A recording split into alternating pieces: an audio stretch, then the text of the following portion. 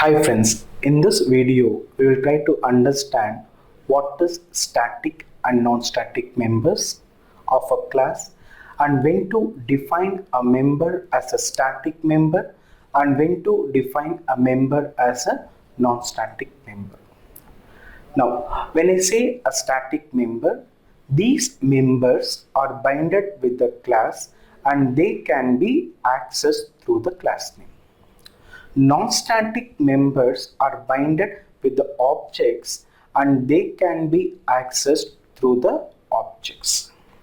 Now, when we define a class, when the class consists of members, how do I decide which member should be a static member and which member should be a non-static member? To understand the usage of static and non-static, let's try to understand with a simple example. Say that I have a class called as Shaker Online Students, where this class assume that I would like to maintain the details of roll number. Every student, I want to maintain their name, what is the course the student is attending, then the fees information, and also I wanted to maintain the details of total students attended my sessions. When I say that this is the details which I wanted to maintain for every student, then how do I decide whether the member should be a static or non-static? That decision can be made quite simple.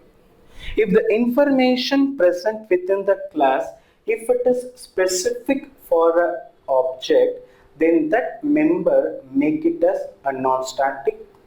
And if the information is going to be common for all, or the information if it has to be shared for all, then make that as static. For example, in this class, roll number is specific for every student. Student name is specific for every student. The course is specific for every student, and also the fees paid by every student will be different. In this case, I try to assume that these particular members are going to be non-static. Whereas total students attended the Shaker online classes. This is going to remain common, so I make it as static. The making of decision whether the member is a static member or non-static member purely depends upon the application and the requirement of the application.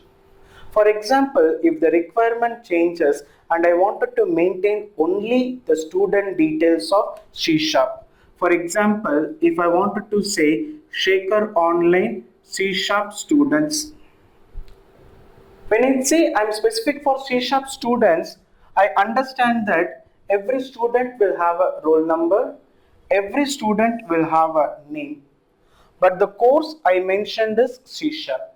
The fees for C# is going to be same for all the students, and total students attended C# batch also remains common.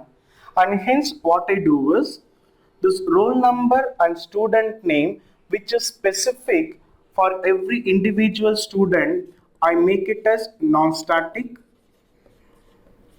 The information which is going to be common, course fees as well as total students, that information I make it as static.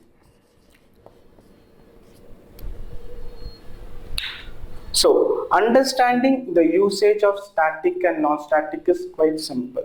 If the information is going to be common or has to be shared for everyone, make that information as static. The information which is going to be specific for every object, make it as non-static. Hope this example provided you a clear idea when to define a member as a static member and a non-static member. Happy coding.